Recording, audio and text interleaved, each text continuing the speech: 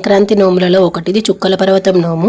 ఇది పొద్దున్నుంచి ఉపవాసం ఉండి సాయంత్రం చుక్కలు వచ్చిన తర్వాత నోముకోవాలి. ఇది జంట నోము, ఇద్దరు కలిసి దీనికి కావాల్సినవి 13 గురుగులు, దానిపైన మూతలు లేదా స్టీల్ చెంబులు మూతలు, వాటిని పుదించుకొని వాటికి చుక్కలు పెట్టాలి. చుక్కలు పెట్టిన తర్వాత ఒక ప్లేట్లో కొన్ని నీళ్లు పోసి 13 పెట్టి ఆ ఒత్తి వేసి వెలిగించి నోముకోవాలి. మాట్లాడకుండా నోముకొని ఎవరికైనా ఇవ్వాలి. ఇది